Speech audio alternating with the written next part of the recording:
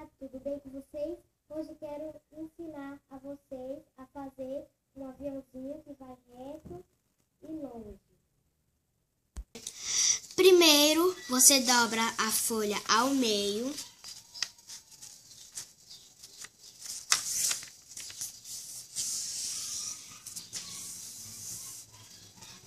E abre ela. Agora você dobra aqui. Deixa bem na pontinha aqui. Agora você faz o mesmo do outro lado.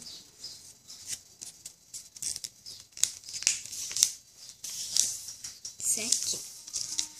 Agora você desce ele para baixo e deixa os dois dedos para baixo.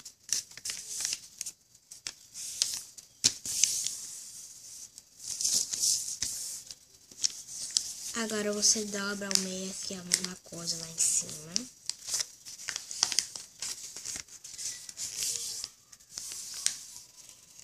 E a mesma coisa ao outro lado.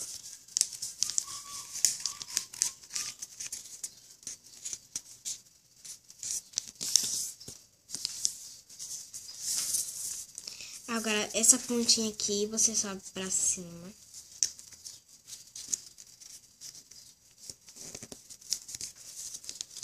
E daqui você não vai fazer assim, você vai fazer assim.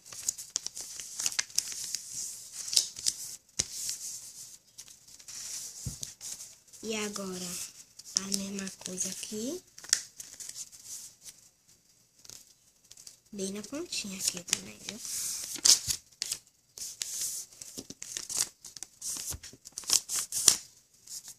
E aqui também. Pronto, galera, e o seu aviãozinho está pronto.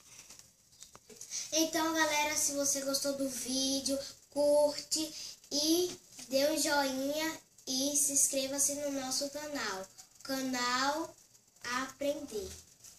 Então, tchau, galera.